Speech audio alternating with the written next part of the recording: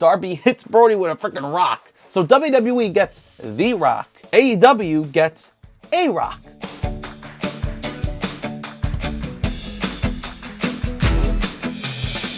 Ladies and gentlemen, boys and girls, welcome back to the Ramblin' Bout Wrestling podcast. I'm your host, as always, Nick Pearl, and today, I know I'm not wearing a wrestling shirt, but there's a reason for it. I'm going into the city with the boys. We're seeing a candlelight orchestra show, and I'm actually very excited about. I think it's a Nintendo show, so that's why I'm wearing my Super Mario t-shirt today. One of the only times you will see me not wearing a wrestling t-shirt if you watch the video version of the podcast. Now, a lot's been going on as usual in wrestling. One thing I want to talk about before we get into this episode, Sami Zayn versus Gunther, Monday Night Raw. I really thought that Sami had this one in the bag, especially with Goldberg looming. That didn't end up happening. Gunther was able to overcome his kryptonite, and the new guy on commentary, Joe Tessitore, he was saying that Sami Zayn seemed to be Gunther's kryptonite. He must have listened to me say that on the podcast, by the way. So shout out to you, Joe. But all right, here's what we're talking about today. AEW WrestleDream 2024. As always, the AEW pay-per-view cards are stacked from top to bottom. We're not going to go through every single match on this card, just the ones that are the most important to discuss. So right off the bat, Swerve Strickland is scheduled to return. On pay-per-views, I don't think AEW has ever had a segment that they promoted where it wasn't a match. This is Swerve Strickland returns after his brutal matchup with Hangman Adam Page. I don't know about you, but it's clear as day to me that something is going down during this segment. So it's not a matter of Swerve Strickland returns, talks to Nana. It's a matter of, is Bobby Lashley coming in? It's only been a couple of weeks. I would rather them wait another month. Maybe Bobby Lashley comes in at full gear. I don't want him to just show up at WrestleDream. The Hurt Business, Hurt Syndicate, it has so much potential.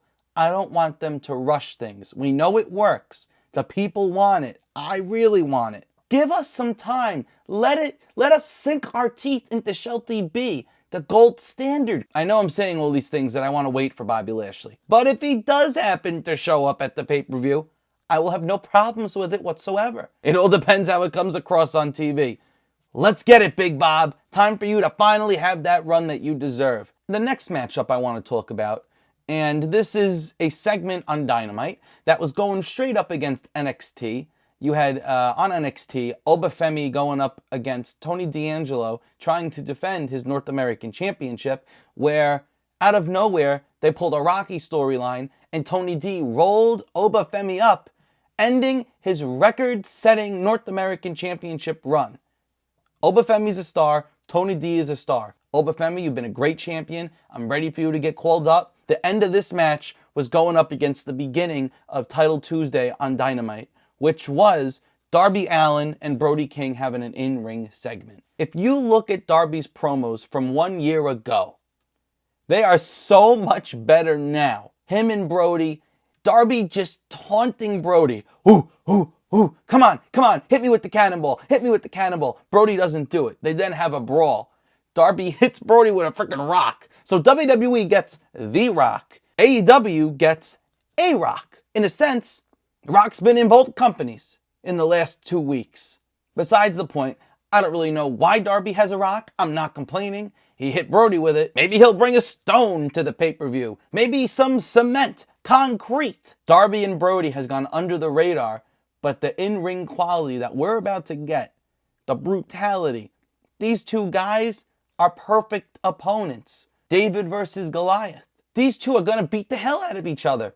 And Brody King should be coming out with the win, but since you just took Darby out of the world title picture, maybe he needs another victory? If you want to build up that underdog from the underground storyline with Darby, him losing to Brody King actually makes sense here. Darby takes some time off, comes back, and whoever the world champion is, Darby can take that belt and finally have that run at the top of the company. I guarantee you, Darby Allin will be holding that world championship maybe 1 year to the day from when Sting had his retirement match. Mark my words. And if I'm wrong, I'm sorry. Moving on from this one, you have The new and improved Private Party going up against the Young Bucks for the tag titles.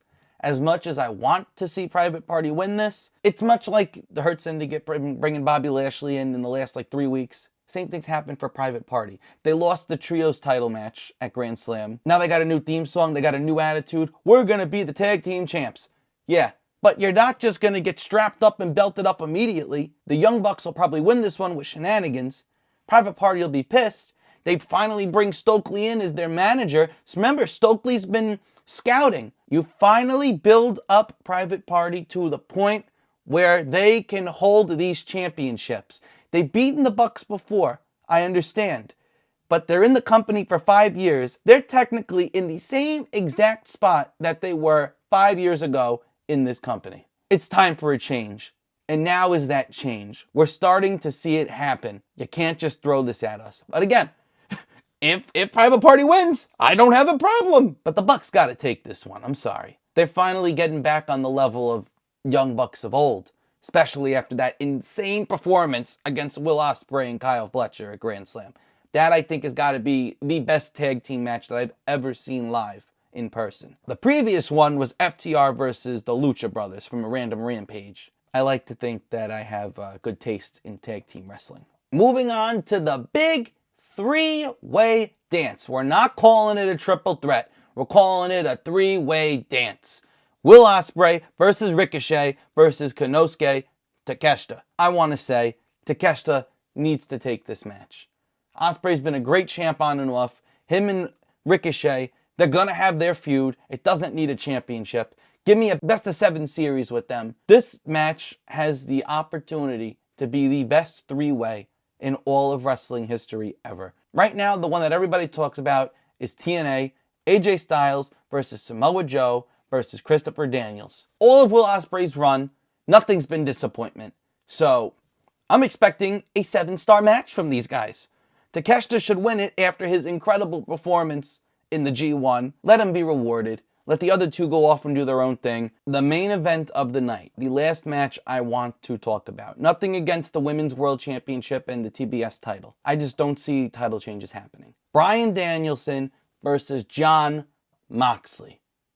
I don't think Moxley will be taking the belt off of him. I don't think so at all. They keep teasing that could this be Bryan's last match as a full-time competitor? No, maybe it's this one. Maybe it's this one. Look. Bryan's last match as a full-time competitor will be a type of passing the torch moment. Ultimately, it's going to be against Wheeler Yuta. That's just what it seems to be building right now. Especially if you watch Dynamite this week, where at the end of the match, Bryan's doing his yes chants. Wheeler had just gotten the crap kicked out of him from his teammates in the BCC. His fellow Trios champions beat the crap out of Wheeler, punishing him for going with Bryan. And then as Wheeler reaches towards Bryan, trying to get his attention, Bryan looks the opposite way, doing the yes chants. Bryan is not looking out for Wheeler. He claims he is, but in that moment, it was all about his last run as a full-time competitor. Wheeler, he's frustrated with not just the BCC, but in that moment, also Bryan Danielson. I don't think Wheeler is going to allow Moxley to win the belt. But once the match is over, there's going to be some tension going on with Wheeler and Bryan. Maybe at World's End, it's coming up, December, that's when the storyline ends. Wheeler Yuta pins Bryan and wins the AEW World Championship. Don't look at me like I'm crazy. Please don't. There's reasoning behind it. They've been building Wheeler up. He doesn't need to have a long reign. You have Danny Garcia re-signing. You have all these young talents getting more exposure in front of the television audience. Wheeler Yuta could have a 1-month reign, 2-month reign, 1-week reign. I don't care. From Wheeler Yuta, Jon Moxley can then take the belt. Wheeler would have been a world champion. Moxley could kick him out of the BCC. Who then beats Moxley for that belt? Darby Allin, who lost his chance to Moxley at Grand Slam. It just writes itself. From there, Bryan's no longer full-time. He'll be a part-time wrestler. But that's the biggest moment you can get out of this storyline with Bryan, giving Wheeler the belt.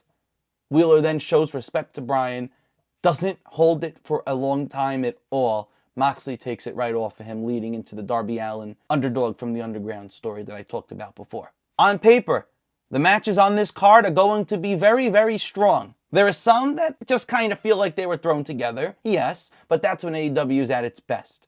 Throwing random bangers out there. You also got the Beast Mortos going up against Hologram in a 2 out of 3 falls. And you know I love me some lucha. The Beast Mortos is my guy. I met him. Very nice guy. And then you got Hologram, who's the big pet project of Tony Khan that's working.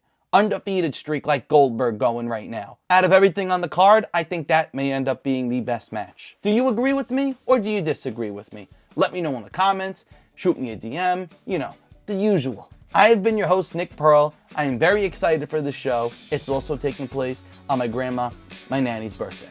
So everybody, wish Nanny a happy birthday for me, because I don't know if we're taking her out for dinner or not. But if we're not taking her out for dinner, I'm going to make her watch the show. Let's keep rambling, everybody. I'll catch you on the next one.